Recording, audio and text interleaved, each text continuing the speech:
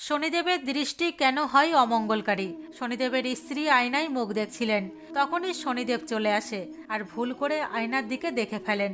সাথে সাথে আয়না ভেঙে টুকরো টুকরো হয়ে যায়। আসলে কেন দিয়েছিলেন শনিদেবের স্ত্রী শনিদেবকে শাপ? শনিদেব ভগবান শ্রীকৃষ্ণের পরম ভক্ত ছিলেন। তিনি শিশুকাল থেকেই ভগবান শ্রীকৃষ্ণের আরাধনা করতেন। ধর্মগ্রন্থ অনুসারে শনিদেবের স্ত্রীও তেজস্বী, জ্ঞানী এবং পতিব্রতা স্ত্রী ছিলেন। বিবাহের পরেও শনিদেব সব সময় কৃষ্ণ ভক্তিতে লীন থাকতেন।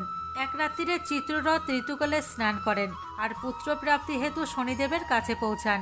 এই সময় শনিদেব ভগবান শ্রীকৃষ্ণেরই ধ্যান করছিলেন। তিনি তার স্ত্রীর দিকে দেখলেন পর্যন্ত না। চিত্ররথ একে তার অপমান ভেবে শনিদেবকে শাপ দিয়ে বলেন, আজকের পর আপনি আমাকে ছাড়া যাকে দেখবেন তাই নষ্ট হয়ে যাবে। স্ত্রী চিত্ররথের বচন শুনে শনিদেবের ধ্যান ভাঙে এবং নিজের ভুলের অনুতাপ হয়। স্ত্রীর কাছে ক্ষমা চাইতে থাকেন, কিন্তু এর